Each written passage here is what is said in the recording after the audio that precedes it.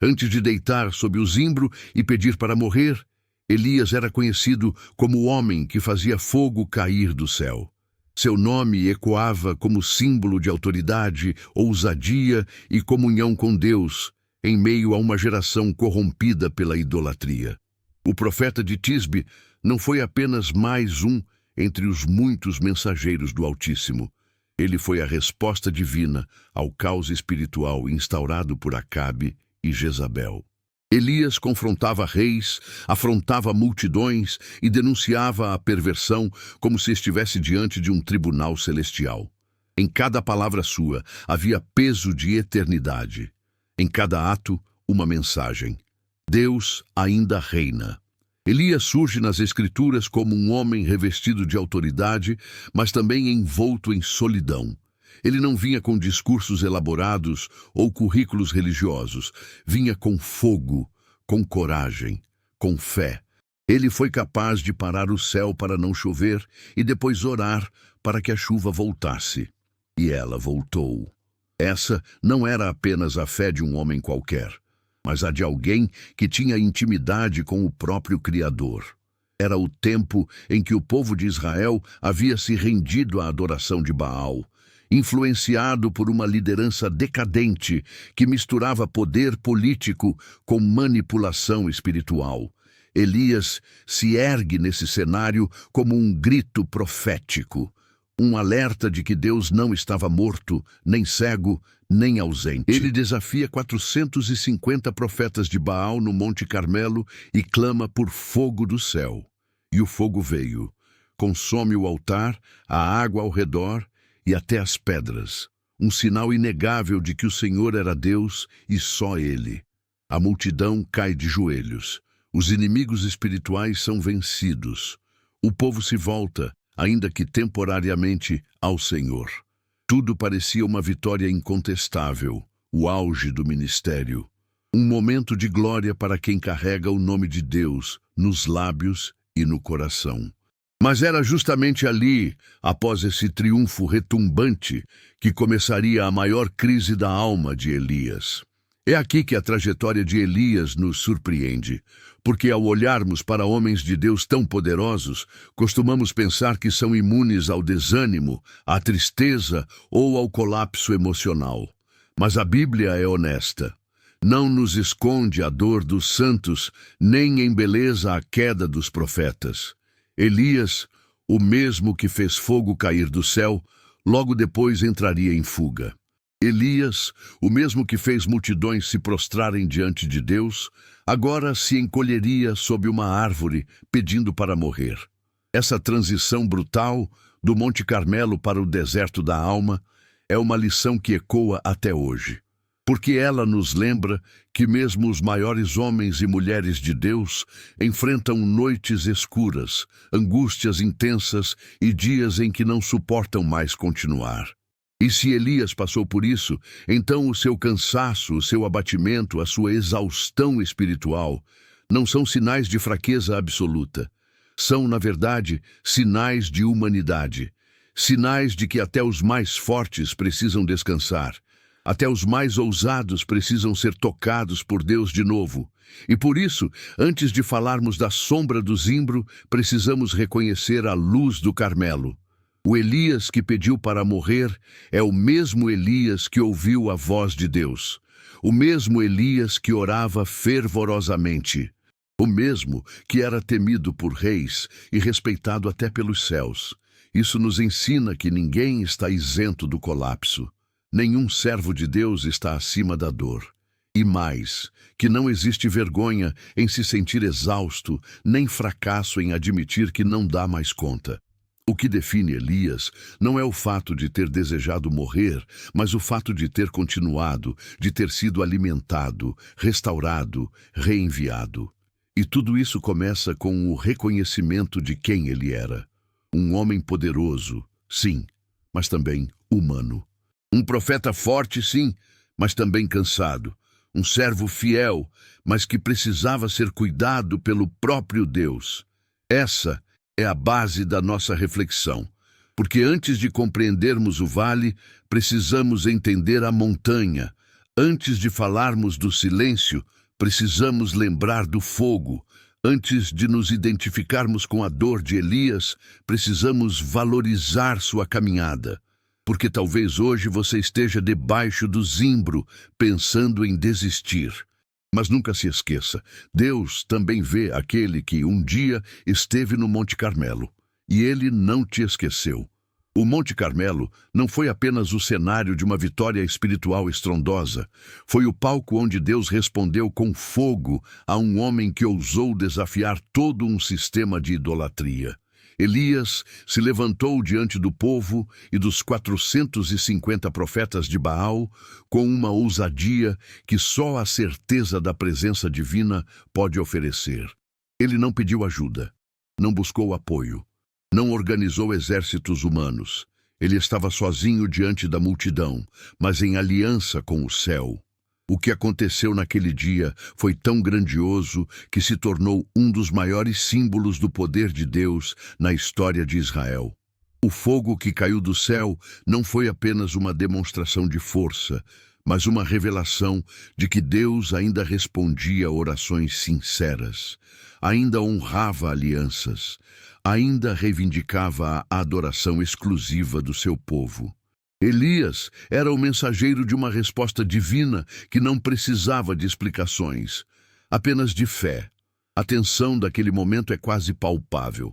O altar encharcado com água, as 12 pedras representando as tribos de Israel, a oração curta mas cheia de fé, e então, o fogo. Um fogo que consumiu tudo, o holocausto, a lenha, a água e até as pedras. Deus respondeu com uma intensidade que fez o povo cair com o rosto em terra, gritando: "O Senhor é Deus! O Senhor é Deus!" Foi um renascimento espiritual coletivo, um chamado ao arrependimento. A autoridade de Elias ficou estampada nos olhos de todos. Ele não apenas venceu um debate teológico, ele restaurou a honra do nome do Senhor diante de uma nação inteira.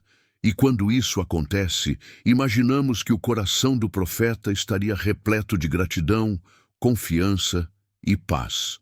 Mas o que vem depois disso é o que mais nos choca. Não é descanso nem celebração.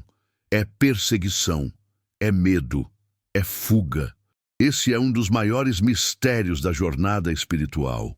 O contraste brutal entre o auge da vitória e o abismo da alma. Elias havia sido o canal de um milagre público, mas em poucos versículos se tornaria o retrato íntimo do esgotamento humano. Isso nos ensina que os momentos de glória não blindam ninguém da dor, que mesmo quando Deus nos usa de maneira poderosa, ainda somos vulneráveis ao medo, à insegurança e ao desgaste emocional. Porque o Monte Carmelo representa a vitória, mas também antecipa o perigo do isolamento. Após a grande demonstração de poder, Elias não foi acolhido, foi ameaçado. Jezabel, a rainha manipuladora que dominava espiritualmente o povo, jurou matá-lo. E esse juramento foi suficiente para fazer o profeta fugir. A ameaça de Jezabel não foi apenas física, foi emocional e espiritual. Elias, que havia enfrentado tantos, agora se via sozinho. Isso revela uma realidade dolorosa. O peso do chamado espiritual pode nos colocar em batalhas onde a solidão se torna esmagadora. Nem sempre depois da vitória vem a recompensa. Às vezes, vem o ataque.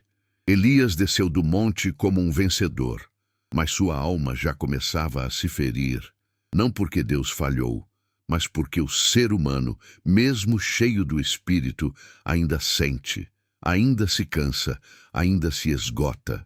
A pressão espiritual, que acompanha grandes conquistas, pode deixar cicatrizes invisíveis, e é exatamente isso que começa a corroer o interior do profeta. O contraste é gritante. Como pode alguém que viu fogo cair do céu, que experimentou a manifestação tangível de Deus, de repente desejar desaparecer?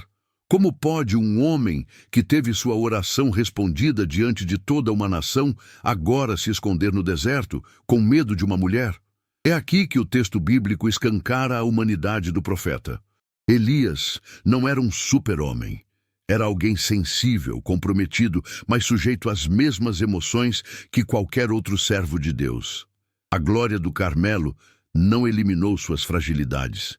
E isso é libertador, porque significa que o nosso cansaço não invalida o que Deus já fez em nós. Significa que podemos ter vivido grandes experiências com o Senhor e ainda assim passar por dias de escuridão. Portanto, o Monte Carmelo é ao mesmo tempo uma lembrança do poder de Deus e uma advertência de que nenhuma experiência espiritual nos torna imunes ao colapso emocional. Elias venceu uma batalha espiritual monumental, mas ainda era um homem sujeito a dores internas. E isso nos aproxima dele, nos faz entender que Deus não usa apenas os fortes, ele também se revela na fraqueza. E mais, que o mesmo Deus que faz o fogo cair do céu também envia anjos no deserto. Que o mesmo Senhor que responde com poder diante da multidão também fala com suavidade no esconderijo da alma. O Carmelo foi grandioso, mas o que viria depois seria ainda mais revelador. Porque Deus não termina seu propósito nos momentos de glória. Ele continua seu plano mesmo quando o profeta desaba. A cena é inesperada e desconcertante.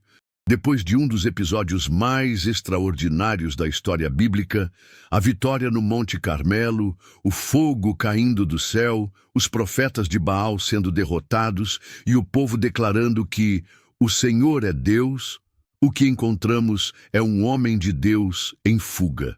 Não por covardia, mas por exaustão. Jezabel, a rainha pagã que manipulava espiritualmente o trono de Israel, envia uma ameaça direta a Elias. Assim me façam os deuses, e outro tanto, se até amanhã, a esta hora, eu não fizer com a tua vida como fizeste com a dos profetas de Baal. E o profeta que enfrentou sozinho centenas de falsos líderes, que orou e viu o impossível acontecer, agora corre. Corre sem rumo, movido pelo medo, mas empurrado por uma dor mais profunda do que qualquer perseguição externa, o colapso da alma. O que acontece nesse momento não é apenas uma fuga física, é uma ruptura emocional. É a alma de Elias que desaba. Porque há um tipo de cansaço que o corpo não revela, mas que consome o espírito. Um tipo de peso que se acumula após batalhas intensas, mesmo que vencidas. O nome disso é desgaste interior. E quando a ameaça chega, uma única frase, uma única sentença de ódio, é como se tudo ruísse por dentro. Elias sente que nada adiantou, que o povo voltou ao Senhor, mas Jezabel ainda reina. Que a idolatria foi ferida, mas não derrotada. Que a glória foi momentânea, mas a dor é permanente. E nesse instante, todo o senso de propósito parece evaporar. A força espiritual que o sustentava se esgota. O profeta entra em crise. E não é uma crise de fé, é uma crise de esperança. É aqui que precisamos fazer uma pausa profunda, porque essa experiência de Elias é mais comum do que parece.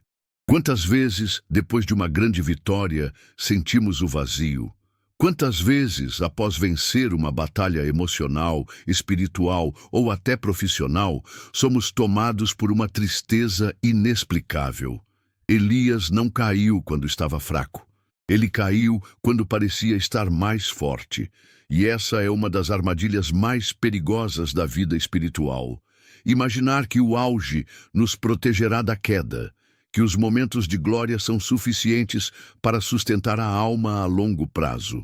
Mas a verdade é que o coração humano precisa de mais do que resultados. Ele precisa de sentido, de renovação constante, de um toque que vai além da vitória exterior e penetra o interior da alma ferida. Elias, então, vai para o deserto, um lugar simbólico de solidão, mas também de encontro com Deus. Ali, ele deixa de ser o profeta do fogo para se tornar o homem quebrado debaixo do zimbro. O mesmo que enfrentou multidões, agora não quer enfrentar nem a própria existência. E isso nos ensina algo profundo. O esgotamento emocional não é ausência de fé, mas sinal de que a alma chegou ao seu limite. Não é pecado sentir-se vazio depois de servir. Não é fraqueza admitir que não aguenta mais. É honestidade. E Elias foi honesto com Deus. Não escondeu sua dor. Não tentou disfarçar. Ele apenas desabou. E ao fazer isso, ele abriu espaço para que o próprio Deus o restaurasse, não com mais fogo, mas com silêncio, cuidado e pão. A ameaça de Jezabel pode ser vista como o gatilho, mas não foi a causa. A causa estava acumulada. Era o peso das expectativas, a solidão de quem carrega um chamado solitário, o cansaço de ser porta-voz de uma geração que resiste à mudança. Elias não queria morrer porque tinha medo de Jezabel. Ele queria morrer porque se sentia sozinho, inútil, exausto, porque sua alma já não encontrava abrigo, nem na vitória. Isso é mais comum do que imaginamos. Muitos homens e mulheres de Deus chegam a esse ponto, não por falta de fé, mas por excesso de dor, não por ausência de oração, mas por excesso de desgaste. Porque há feridas que as palavras não curam, há batalhas que o público nunca vê, e há momentos em que o maior milagre não é vencer, mas continuar de pé. Elias desaba, mas Deus não o abandona, e isso é o que transforma essa história. O Senhor vê o colapso do profeta e não o repreende, não o julga, não o chama de ingrato. Ele apenas começa a agir com graça, e essa graça começa com algo simples, mas profundo: descanso. O corpo de Elias precisava parar, a alma precisava respirar. E Deus não acelera processos quando há feridas internas. Ele não empurra, ele cuida. A restauração de Elias não viria com novos milagres, mas com alimento, sono e um toque angelical. Porque Deus sabe que às vezes o que o servo precisa não é mais um Monte Carmelo, e sim uma sombra no deserto. Na vastidão silenciosa do deserto, onde o chão é quente e o céu parece pesar sobre os ombros, Elias se lança debaixo de um zimbro, uma pequena árvore árida, incapaz de prover sombra adequada, mas ainda assim o único abrigo possível para uma alma em colapso. Ali, o profeta não faz discursos, não ora com eloquência, não se ergue com autoridade. Ele apenas deita e pede a morte. Já basta, Senhor, diz ele, tira a minha vida, porque eu não sou melhor do que meus pais. Essas palavras não são apenas de desânimo, são o grito de uma alma que chegou ao limite. O zimbro se torna, então, um altar do esgotamento, um lugar onde a dor do coração fala mais alto que o dom profético, onde o servo de Deus não se apresenta como um guerreiro, mas como um homem esvaziado, quebrado e vencido pelas próprias emoções. Essa cena carrega um simbolismo poderoso.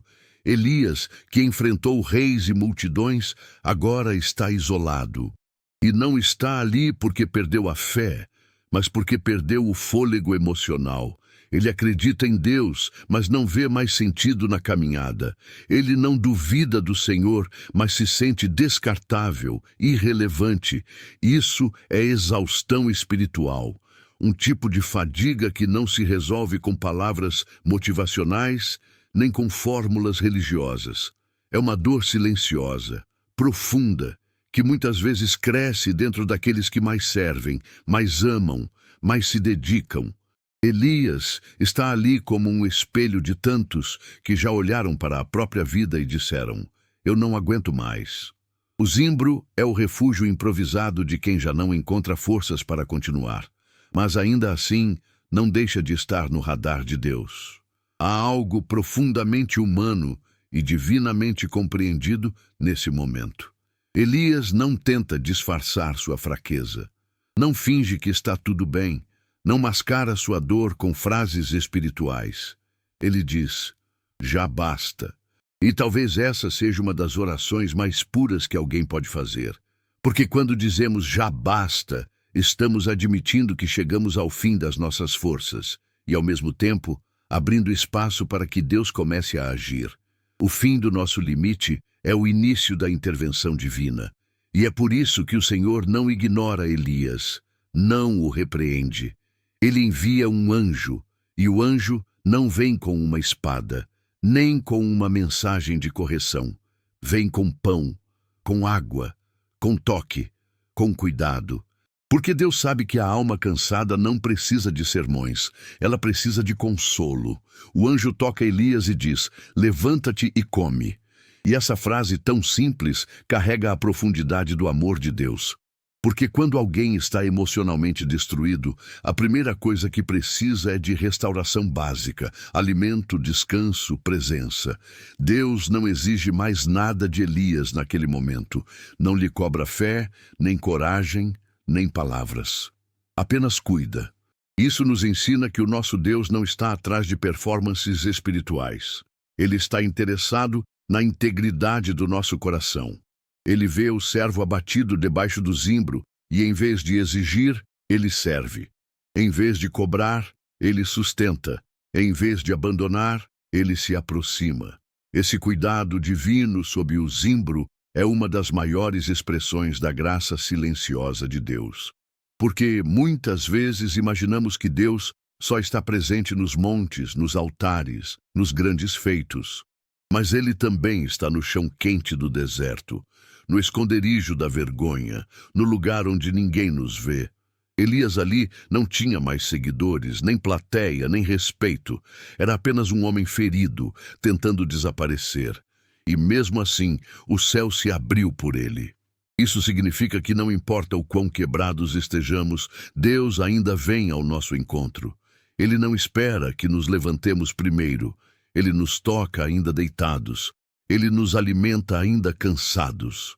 Ele nos fortalece mesmo quando não queremos mais seguir. E ali, debaixo do zimbro, uma nova jornada começa. Não porque Elias decidiu mudar, mas porque Deus decidiu continuar. Isso é graça, é misericórdia, é fidelidade. Mesmo quando não temos mais forças para pedir socorro, Deus age. Mesmo quando o desânimo nos paralisa, Deus não desiste. O zimbro, então, se torna um altar de recomeço. Não há holocaustos nem sacrifícios. Apenas um corpo fraco e uma alma ferida sendo tocados pelo amor de Deus. E é isso que muitos precisam hoje. Não mais pressão, não mais exigências, mas o pão do céu, a água viva, o toque suave que diz: eu ainda estou aqui e você ainda não acabou. Já basta, Senhor. Com essas 3 palavras, Elias não apenas revela o esgotamento de um profeta, ele revela a oração que nasce das profundezas do coração humano quando a alma não consegue mais sustentar o peso da própria existência. Não foi um pedido eloquente, nem uma oração construída com linguagem teológica sofisticada. Foi um desabafo nu, cru. Um grito de socorro sem grito, um silêncio quebrado por uma frase que mistura dor, limite e rendição. Elias não pediu cura, nem livramento, pediu o fim. E isso nos mostra que por trás da capa do servo usado por Deus havia um homem ferido, implodindo por dentro, sem saber como continuar.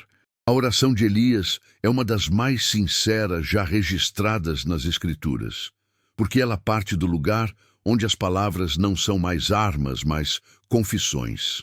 Esse tipo de oração não se faz com os lábios treinados pela liturgia, mas com uma alma esmagada pela realidade.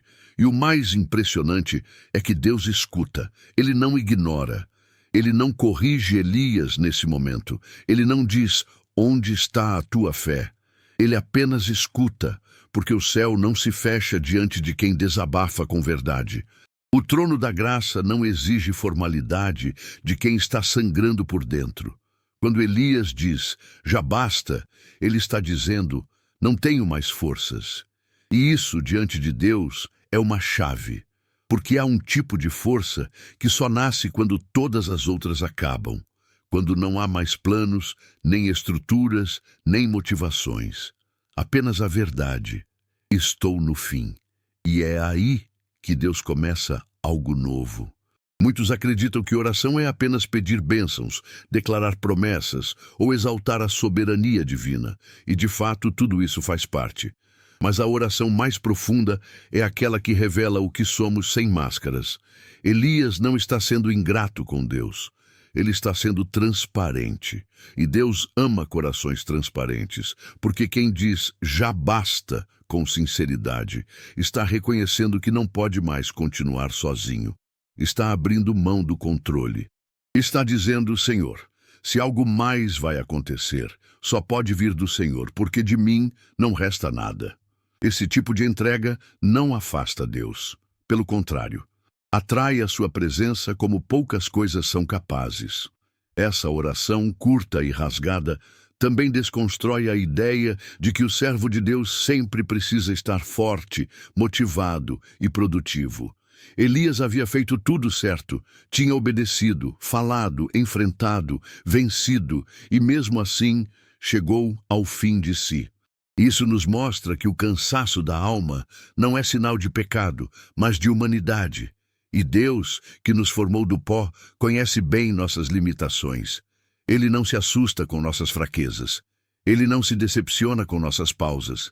Ele não abandona quem diz: cheguei no limite. Pelo contrário, é nesse ponto que ele se manifesta como socorro presente, como pai, como abrigo, como pão no deserto.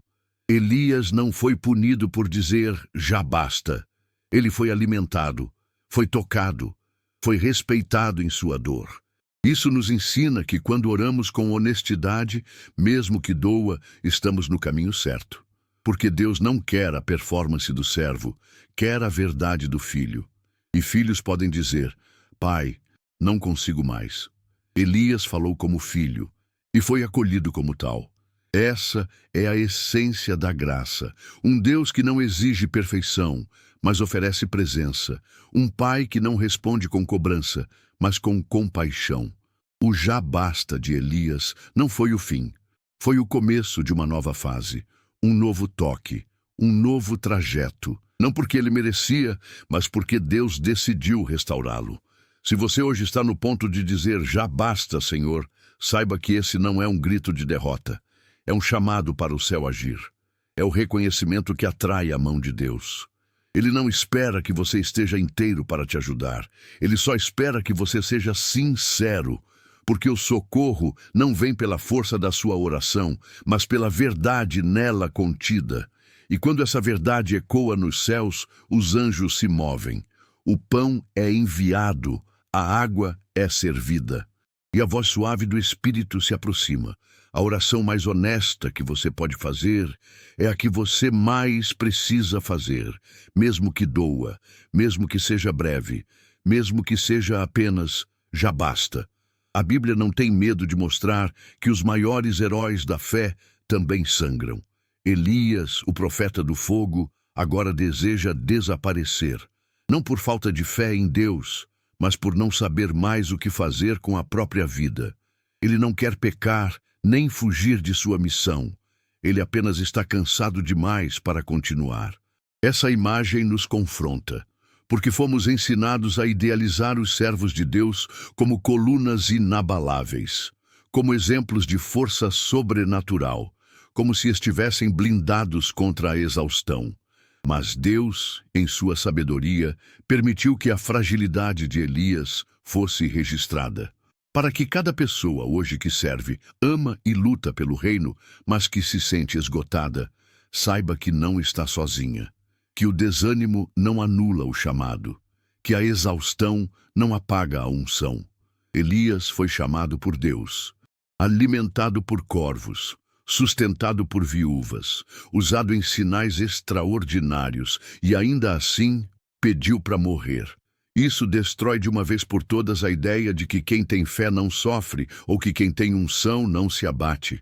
A alma humana tem limites e o coração, por mais cheio de Deus que esteja, também se fere, também se desgasta. O chamado de Elias não foi revogado por sua dor. Ao contrário, foi aprofundado por ela. Porque quando um profeta admite que está no fim, ele está prestes a ser restaurado com algo que vai além do que ele já viveu. Deus não substituiu Elias, não o descartou, não disse, vou levantar outro. Ele simplesmente cuidou, alimentou, tocou e mais tarde reinstalou. Quando o profeta quer desistir, o céu se move. porque Deus não desiste de quem Ele chamou. Não importa o quanto a dor esteja gritando, nem o quanto o desânimo tenha sufocado a esperança. A aliança de Deus com seus filhos é mais forte do que qualquer colapso emocional. Elias pensou que o fim havia chegado, mas Deus via aquilo apenas como uma pausa necessária. Às vezes, o servo fiel precisa parar, não para abandonar, mas para respirar, para reencontrar sentido, para deixar Deus falar de novo, não no monte de fogo, mas no silêncio da alma. A exaustão de Elias não o rebaixou diante do céu. Ela apenas revelou o quanto ele era humano e o quanto Deus é misericordioso. É nesse ponto que muitos se encontram hoje. Servos fiéis, pastores, líderes, mães, pais, jovens, todos tentando continuar enquanto lutam contra dores internas que ninguém vê. O ministério está de pé, mas o coração está em pedaços. A fé continua viva, mas a alma está gemendo. E a verdade é que há espaço para isso diante de Deus. Ele não rejeita quem chora, não se afasta de quem tropeça. Ele se inclina, ele se aproxima, ele se revela.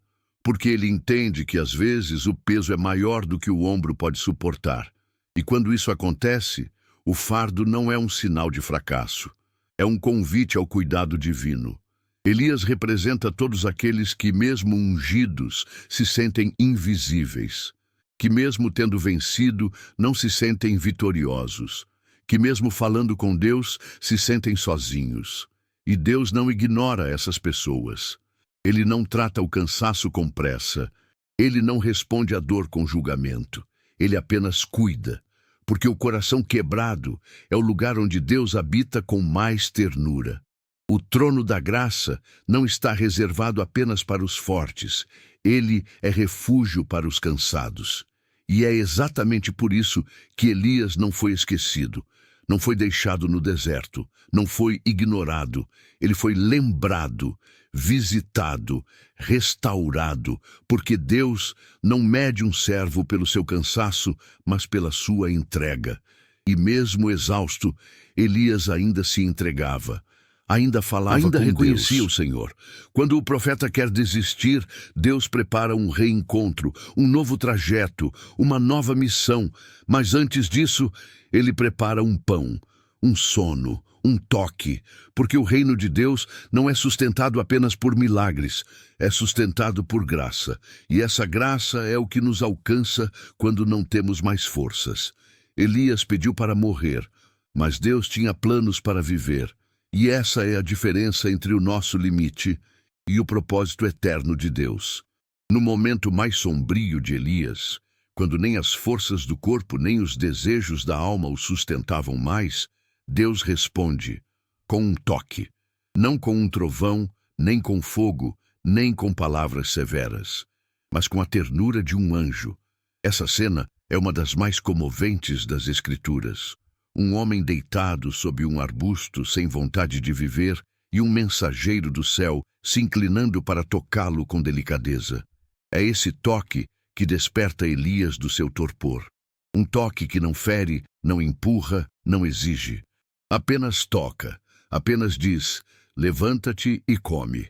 E aqui está o milagre escondido nas entrelinhas. Deus vê o abatimento do seu profeta e responde com cuidado. O Todo-Poderoso não exige que Elias se levante em nome da fé. Ele primeiro o sustenta, o alimenta, o respeita. Antes de dar ordens, Deus dá pão. Essa cena revela algo profundo sobre o caráter de Deus. Ele é santo, sim. É soberano, sim.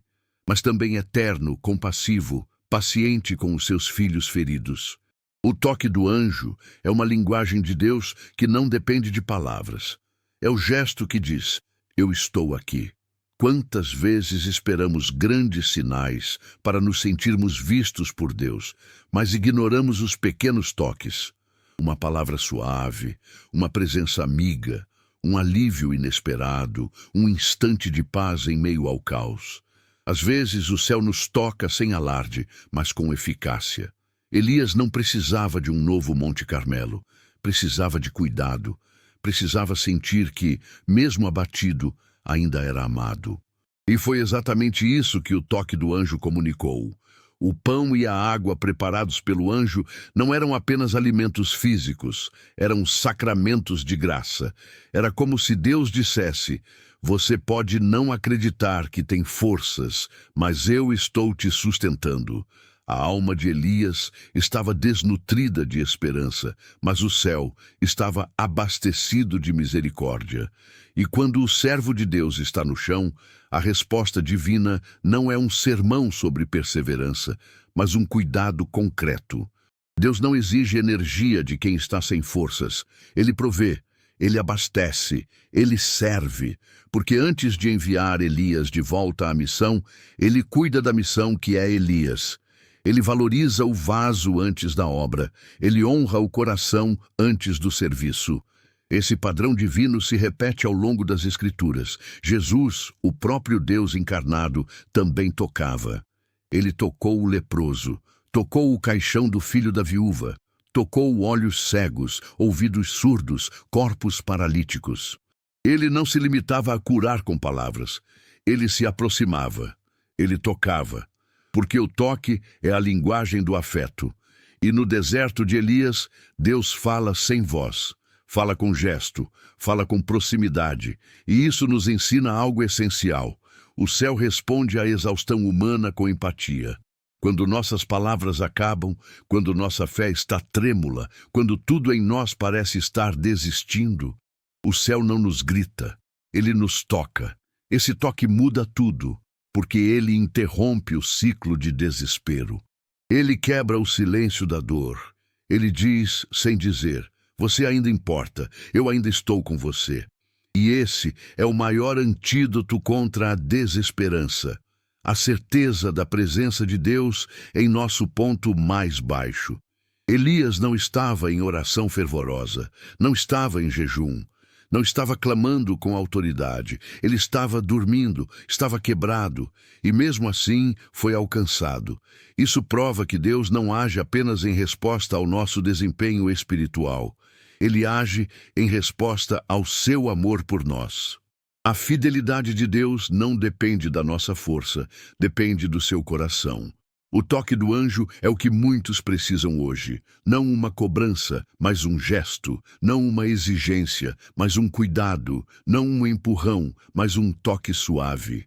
Deus ainda envia anjos, ainda prepara pão, ainda toca os abatidos, ainda diz: levanta-te e come, porque a jornada ainda não acabou.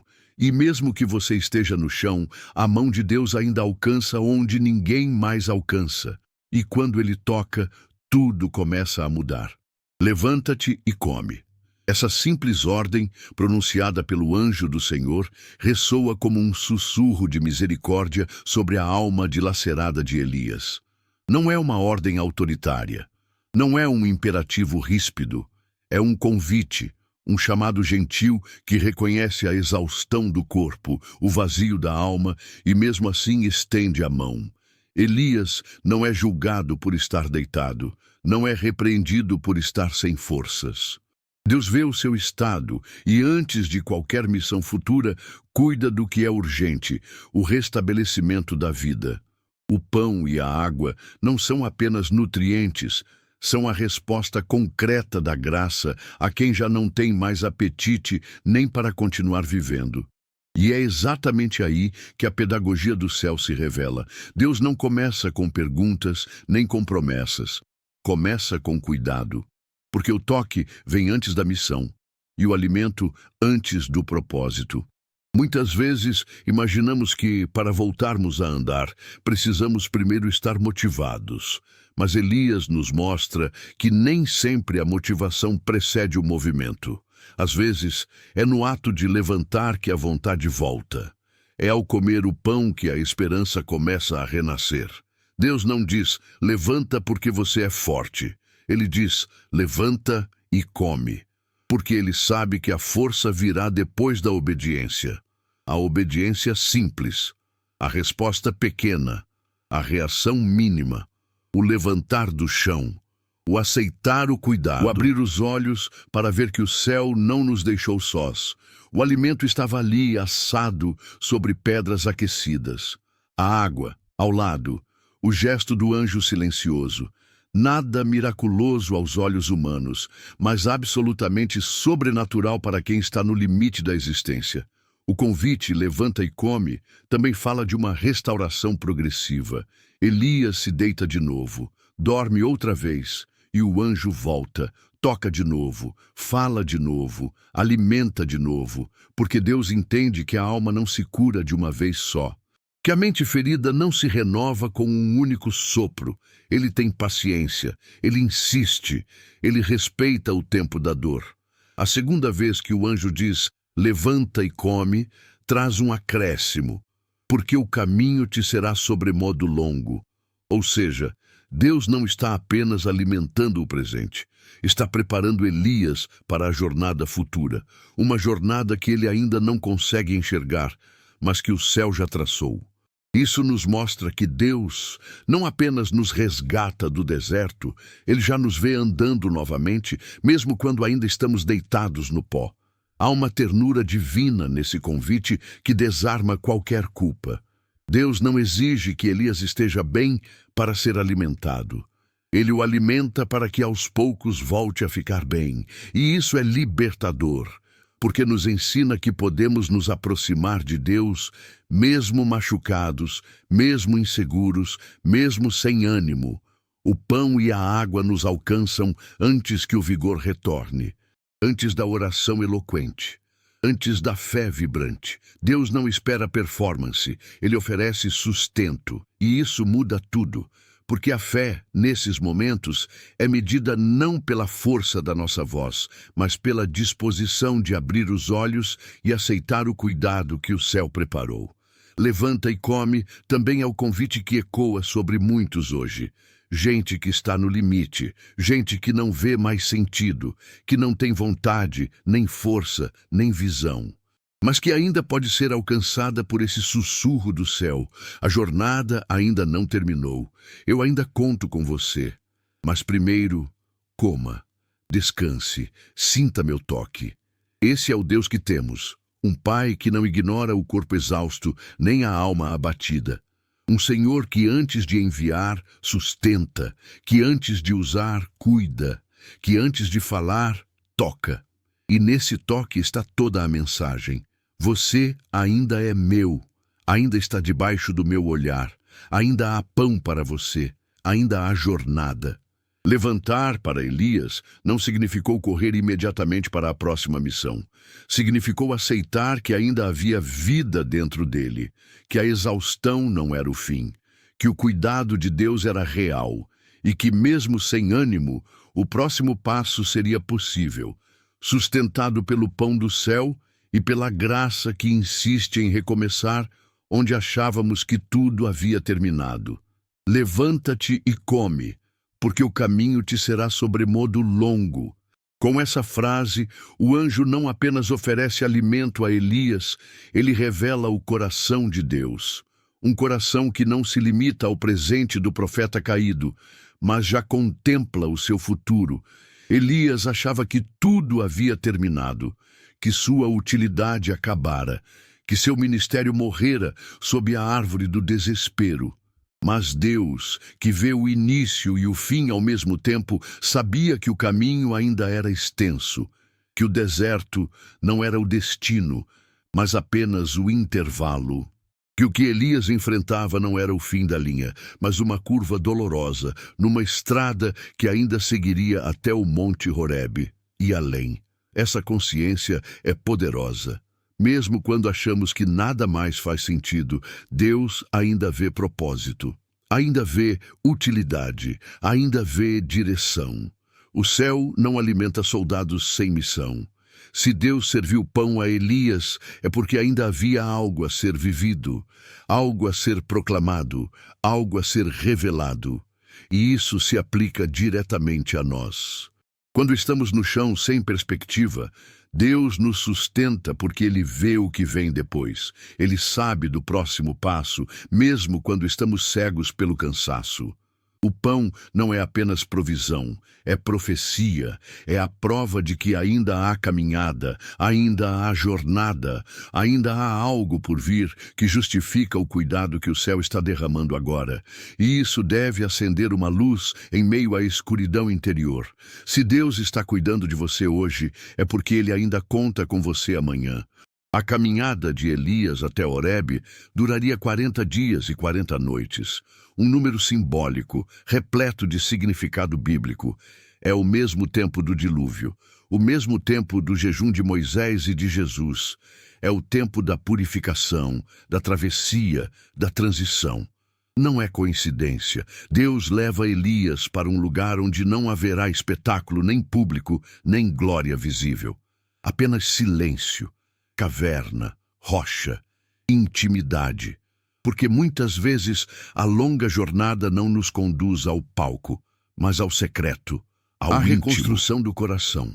A caminhada não era para Elias voltar ao Monte Carmelo, era para ele chegar a Horebe, o monte onde Moisés viu Deus, o monte da aliança, o lugar onde Deus fala com profundidade. Elias caminhou 40 dias com o pão que o anjo havia preparado. Isso também nos ensina algo precioso. Quando Deus alimenta, o sustento dura.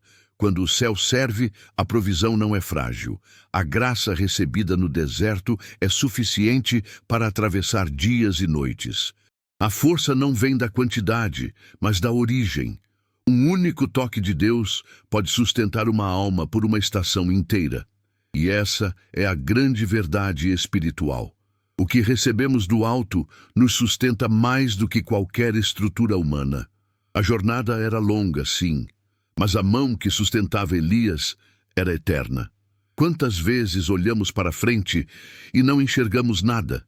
Quantas vezes a estrada parece incerta, invisível, impossível? Mas Deus já está lá. Deus já percorreu cada curva, já conhece cada caverna, já separou o pão exato para cada dia.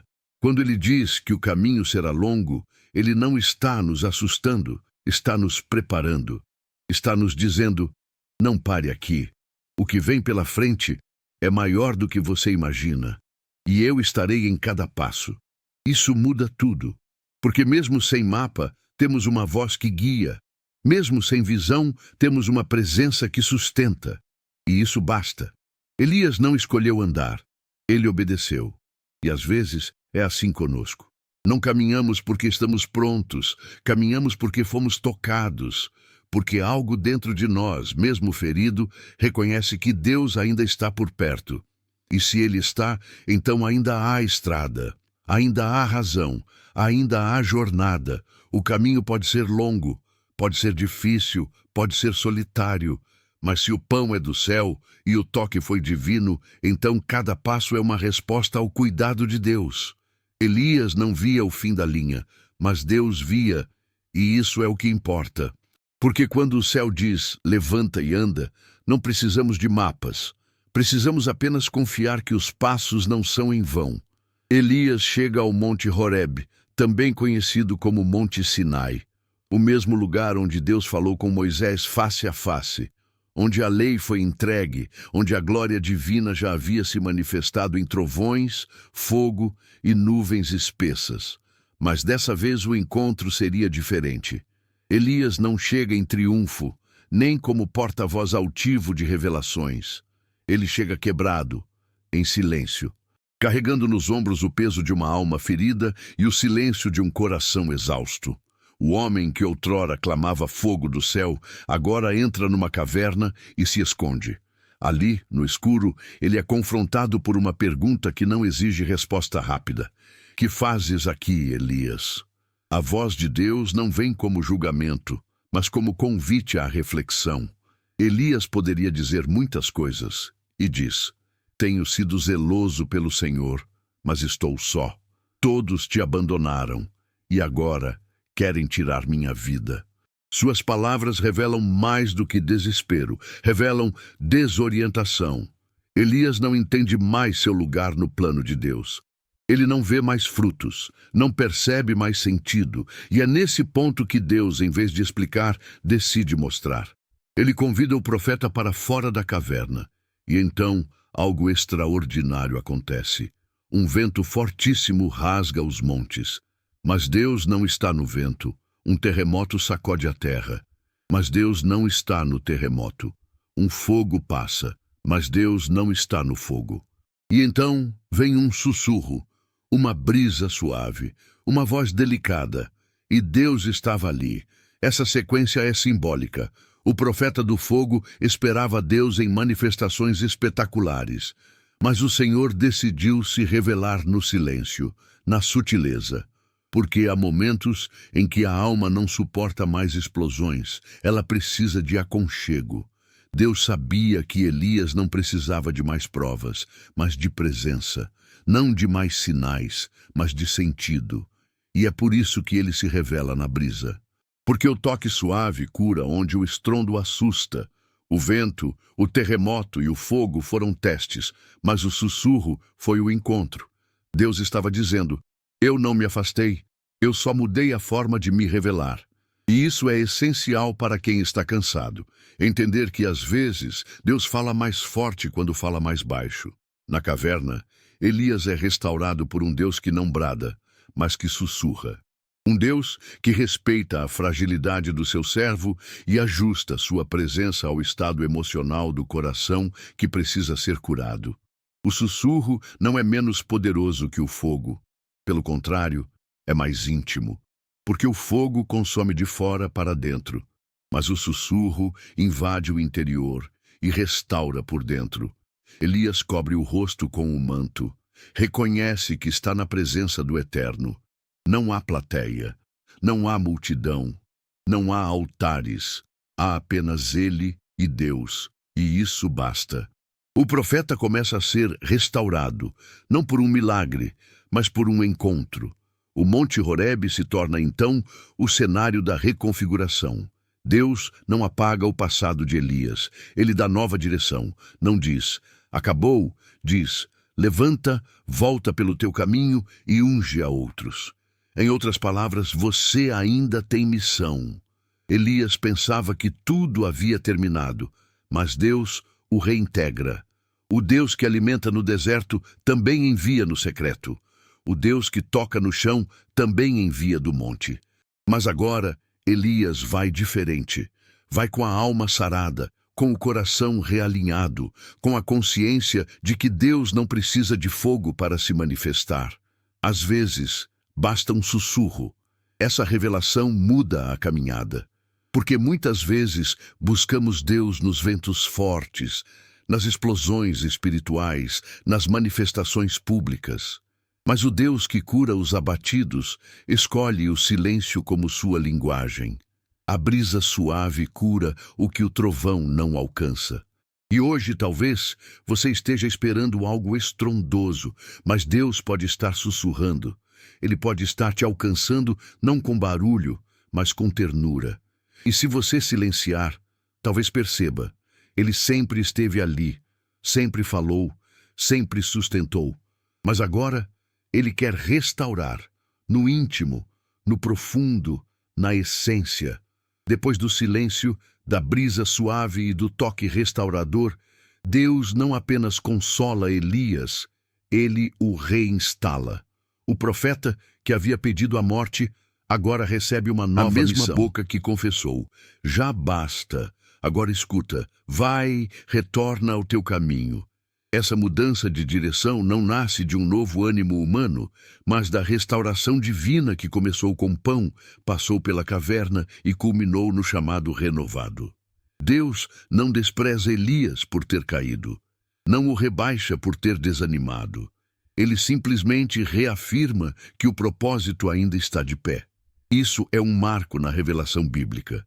O chamado de Deus não é cancelado pelo cansaço momentâneo de seus filhos. A exaustão não revoga a missão. O desânimo não destrói o destino. A ordem é clara. Elias deveria ungir Hazael como rei da Síria, Jeú como rei de Israel e Eliseu como seu sucessor profético. 3 unções, 3 atos proféticos, 3 novos começos. Deus não apenas envia Elias de volta, ele o envia com autoridade restaurada, com direção estratégica, com um legado a ser construído. Isso prova que a caverna não foi o fim do ministério, foi o útero de uma nova estação. Elias saiu da caverna não como um sobrevivente, mas como um homem reenviado. E essa é a linguagem do céu. Deus não só nos salva do abismo, ele nos reintegra ao destino. Não como castigo, mas como graça. Não como peso, mas como propósito. O mais tocante é que Elias não recebeu uma palavra de encorajamento convencional. Deus não disse, você consegue. Deus disse, levanta e vai. Porque a verdadeira cura espiritual acontece quando a fé supera a estagnação. Quando obedecemos, mesmo sem entender tudo. Elias ainda estava frágil, ainda era o mesmo homem que havia desabado, mas agora caminhava com uma nova consciência. Deus ainda o queria em ação. Isso muda tudo, porque nos lembra que o valor de um servo não está na sua estabilidade emocional, mas na fidelidade do Deus que o chamou. O Senhor não busca guerreiros perfeitos. Ele busca corações disponíveis, mesmo que feridos. A reinstalação de Elias também envolve sucessão. Deus manda que ele unja Eliseu como profeta em seu lugar. Isso carrega duas mensagens profundas.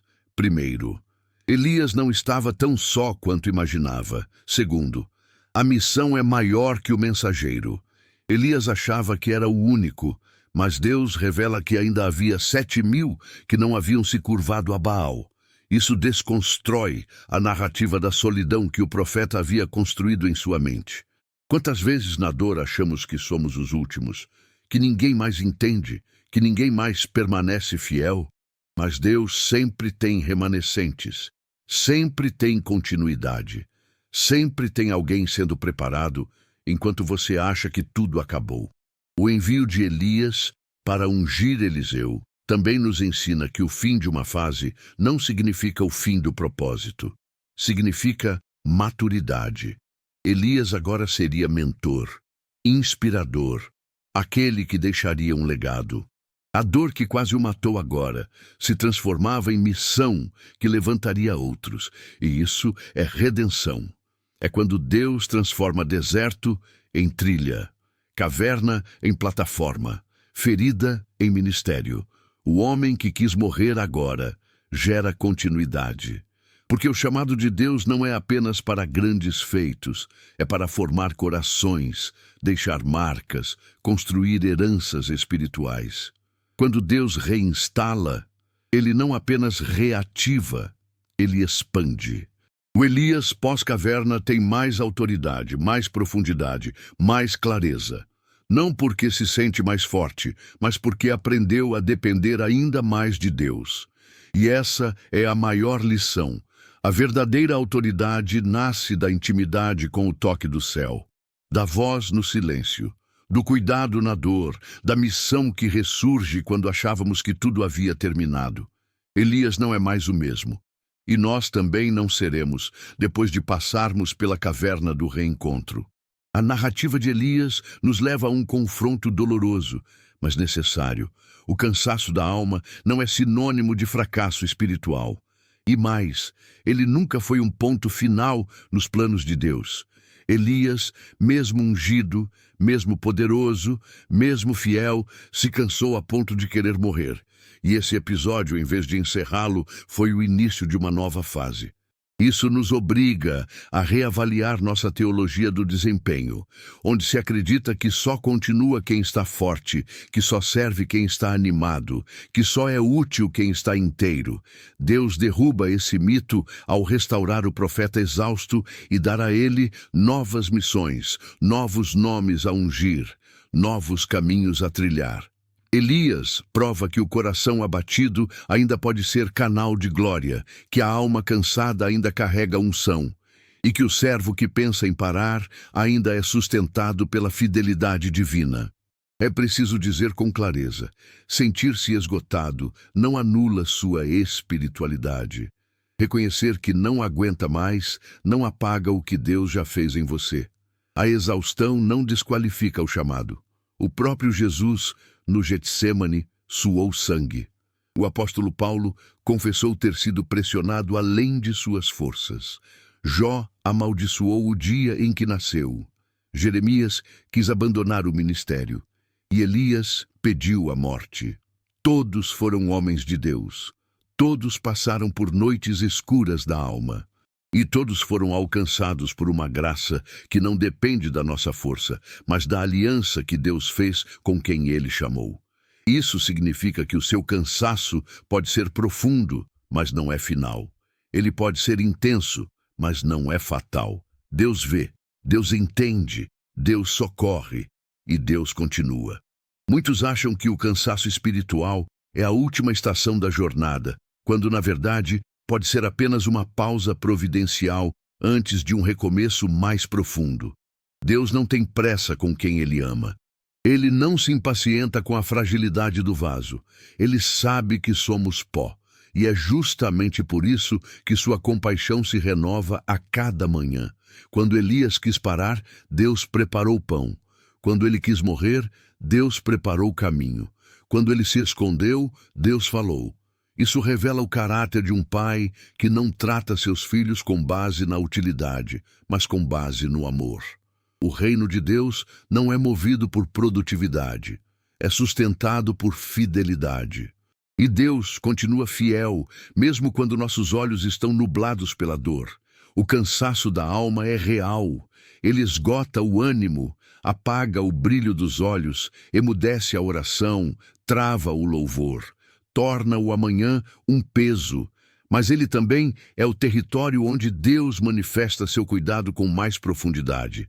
Porque no fundo da dor, onde ninguém mais alcança, a voz suave do Espírito ainda sussurra: eu estou aqui. E é esse sussurro que nos faz levantar, mesmo que seja devagar, que nos faz comer, mesmo que nos faz caminhar, mesmo sem rumo claro. Porque quando o céu toca a alma, ela começa a pulsar outra vez. Ainda que fraca, ainda que trêmula, mas viva, porque Deus soprou sobre ela. E se a caminhada continua, mesmo com o cansaço, é porque Deus não vê você como alguém que falhou, mas como alguém que ainda faz parte da história. Você não é o fim do capítulo, é uma vírgula na trajetória, uma pausa que prepara para o avanço. Elias achava que era o último, mas Deus mostrou que havia 7.000 como ele. Elias achava que sua missão havia acabado, mas Deus lhe deu mais 3. Elias achava que a morte era a única solução, mas Deus lhe deu continuidade. E essa é a esperança que o cansaço não pode roubar. Deus não terminou com você. Portanto, se hoje sua alma está exausta, saiba, esse não é o fim da sua história. Esse pode ser o momento em que Deus te toca de novo, te alimenta de novo, te chama de novo. Porque no reino, quem está cansado não é descartado, é restaurado. Quem caiu não é esquecido, é levantado. Quem se calou não é ignorado, é visitado. E quem pensa que não serve mais, é exatamente quem Deus está prestes a usar com ainda mais profundidade. Elias, o profeta que quis desistir, termina sua jornada de maneira que nenhum outro profeta na história terminou, sendo levado ao céu em um redemoinho diante dos olhos de seu sucessor. Ele não morre, ele é tomado. Ele não desaparece em solidão, ele é honrado em glória. E antes de partir, deixa algo para trás, seu manto. Esse manto que foi sinal de autoridade, de identidade profética, de chamado, agora repousa sobre Eliseu. O homem que um dia pediu a morte agora transmite legado. O servo que achou que sua missão havia terminado agora capacita outro para continuar. Isso é redenção. Isso é prova de que na economia do reino, dor não é desperdício, é semente. O sofrimento que Elias viveu não o invalidou. Ao contrário, o fortaleceu. E esse fortalecimento silencioso, que começou no zimbro, passou pela caverna e culminou no monte da transição, agora se torna herança. O manto não caiu por acaso. Ele foi deixado, foi transferido, foi passado com intencionalidade. E esse gesto diz muito. Elias não termina sozinho, ele termina como mentor, como referência, como alguém que, mesmo tendo passado pela exaustão, ainda é digno de confiança, ainda é instrumento de continuidade. O manto que repousa sobre Eliseu não carrega apenas poder, carrega história. Carrega lágrimas, fugas, cansaço, mas também reconciliação com o propósito. Elias, o homem que um dia se deitou desejando a morte, agora entrega uma porção dobrada àquele que viria depois. Porque a graça não apenas restaura, ela multiplica, ela transforma dor em plataforma, ela transforma fraqueza em força transmissível. O mais extraordinário é que, mesmo depois de sua partida, Elias continua sendo citado ao longo das Escrituras como modelo profético. Ele aparece no Monte da Transfiguração ao lado de Moisés e de Jesus. Sua figura é usada como arquétipo do profeta por excelência. João Batista é descrito como alguém que viria no espírito e no poder de Elias. Isso nos mostra que a história de Elias não ficou marcada pela fuga, nem pelo pedido de morte, nem pela caverna. Ficou marcada pelo fogo, sim, mas acima de tudo pela fidelidade, pela jornada, pelo retorno, pelo manto. E esse é o sinal de um Deus que não julga o servo pela sua pior fase, mas pelo caminho completo, que enxerga valor em quem continua, mesmo quando quis parar. E talvez hoje você esteja segurando o que sobrou do seu manto, cansado, ferido, desacreditado, mas Deus te lembra que ainda há legado, que sua história ainda pode abençoar alguém, que o que você viveu, mesmo em dor, não foi em vão, que o seu caminhar ainda pode ser ponto de partida para outros, que seu cansaço não é motivo de vergonha, mas parte do testemunho. Elias ensinou isso, que perseverar mesmo ferido é um ato profético, que continuar mesmo cambaleante é resistência sagrada, que obedecer mesmo sem força é ministério puro, e que no fim, quem se manteve de pé não por glória, mas por graça, recebe honra. O manto não caiu porque Elias foi vencido, caiu porque Elias foi promovido, porque Deus decidiu tomá-lo para si. Não como um derrotado, mas como alguém que cumpriu sua carreira, que enfrentou o invisível, que se reconciliou com a missão. E isso nos dá esperança, porque mostra que mesmo aqueles que enfrentaram a sombra da morte, a dor da alma, o vazio do deserto, podem terminar em glória. Que o fim não precisa ser trágico, pode ser redentor. E mais, pode deixar algo para outros continuarem. O manto fala disso. Fala daquilo que Deus construiu em nós, mesmo enquanto chorávamos. E se você ainda carrega o seu manto, mesmo sujo de lágrimas, mesmo pesado por lutas, saiba, ele ainda serve, ele ainda tem valor. E talvez seja exatamente esse o manto que Deus vai usar para ungir alguém a partir da sua história. Hoje, milhares vivem o que Elias viveu, não no deserto geográfico, mas na alma. Não debaixo de um zimbro literal, mas sob o peso invisível das cobranças, da solidão, do cansaço, da pressão por desempenho espiritual, emocional ou familiar. São pastores que pregam com fervor, mas voltam para casa chorando em silêncio. São líderes que conduzem muitos, mas não têm a quem confessar suas próprias dores. São mães que sustentam a casa, mas não têm onde descansar o coração. São trabalhadores que honram seus compromissos, mas estão emocionalmente falidos. São jovens que servem a Deus, mas se sentem invisíveis, irrelevantes, como se sua entrega não tivesse valor. Esses são os Elias de hoje, servos fiéis que, apesar de tudo, continuam, mas que por dentro muitas vezes desejam apenas parar, deitar, desaparecer. A história de Elias nos encontra nesses becos existenciais. Ela rasga o véu do idealismo religioso e revela que os gigantes espirituais também sangram, que os homens e mulheres de Deus também se cansam, e que Deus continua sendo Deus diante do esgotamento deles, Ele continua vindo ao encontro dos cansados, continua enviando pão, continua falando no silêncio, continua tocando com ternura, porque o céu não tem pressa com quem está ferido. Deus nunca olhou para um servo quebrado com desprezo, ele olha com misericórdia. E se hoje você se vê como um Elias moderno, saiba, o mesmo Deus de Elias continua operando nas sombras do seu quarto, nos bastidores da sua dor, nas noites em que você não consegue mais orar. Não é preciso estar em evidência para ser visto por Deus. Elias estava no deserto, escondido, prostrado, mas o céu o localizou. E da mesma forma, Deus localiza os que o buscam mesmo em silêncio, aqueles que o amam mesmo cansados. Aqueles que ainda têm reverência, mesmo quando tudo dentro de si está desmoronando. Deus conhece a alma dos seus servos. Ele lê aquilo que ninguém vê. E não rejeita corações cansados. Ao contrário, ele os transforma em altares de glória. Porque um coração ferido pode ser um lugar de visitação. E uma alma exausta pode se tornar solo fértil para uma nova estação. O Elias de hoje não é alguém esquecido. É alguém em processo. Você não é menos por estar cansado. Você não é descartável por ter pensado em parar. Você não é fraco por ter chorado sozinho. Você é humano. E o Deus que te chamou sabia disso desde o início. Ele não se assusta com seus limites. Ele os conhece. E mesmo assim, decidiu te chamar. Decidiu te usar, decidiu te confiar uma missão.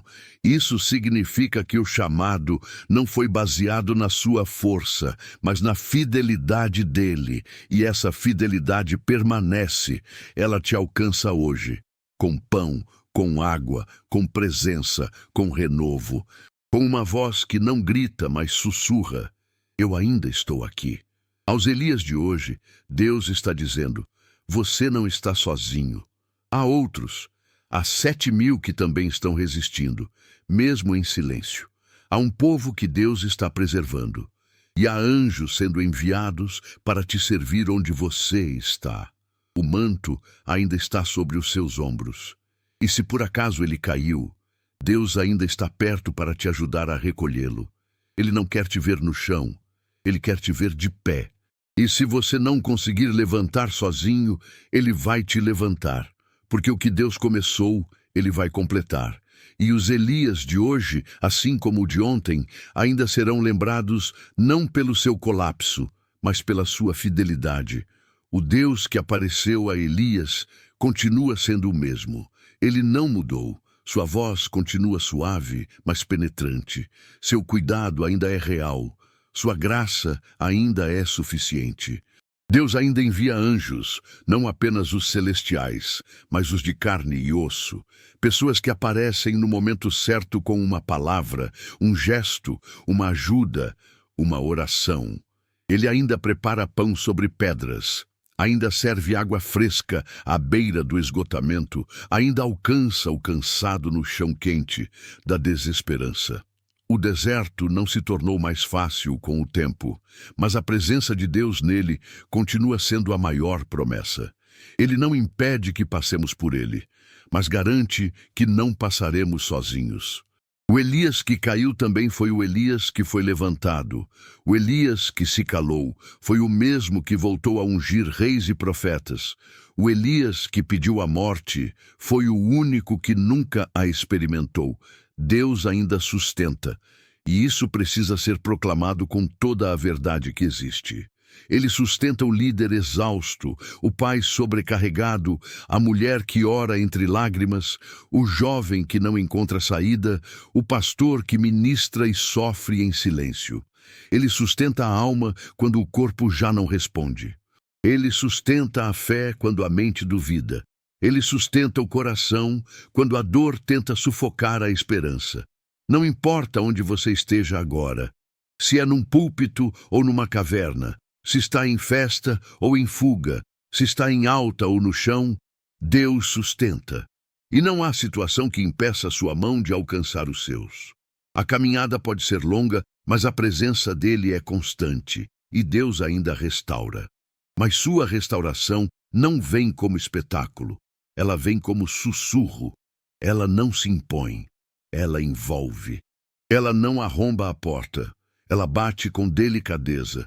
E quando encontra um coração disposto, ainda que fraco, ainda que ferido, ainda que quase apagado, ela entra, restaura com calma, com paciência, com amor. Deus não está procurando os fortes. Ele está curando os quebrados. Ele está levantando os Elias caídos. Ele está reacendendo os chamados esquecidos. Ele está devolvendo o brilho aos olhos que já não viam sentido. Ele está soprando sobre a brasa que ainda arde em algum lugar do seu peito. Porque você não foi esquecido, você foi escolhido. E isso continua sendo verdade, mesmo quando tudo mais parece ruir. A mensagem de Elias não é sobre colapso, é sobre restauração. É sobre a fidelidade de um Deus que continua investindo em quem pensa que já não serve. O profeta que quis morrer foi o mesmo que deixou um legado. O servo que se sentiu sozinho descobriu que não era o único. O homem que se deitou para desistir foi erguido para continuar. E você que talvez esteja vivendo sua própria caverna, que talvez esteja escondido atrás de ministérios, responsabilidades ou rotinas que mascaram uma alma cansada, saiba, Deus também está à porta da sua caverna e Ele está chamando, não para te cobrar, mas para te curar, para te enviar de novo, para provar que a caminhada ainda não terminou. Você pode até ter dito, já basta, mas Deus ainda está dizendo, ainda não terminou, ainda há pão, ainda há propósito. Ainda há pessoas para alcançar, ainda há promessas para viver, ainda há manto sobre você. E acima de tudo, ainda há um Deus que sussurra em amor. Eu estou contigo, levanta e anda, porque o caminho ainda é longo, mas eu irei com você até o fim.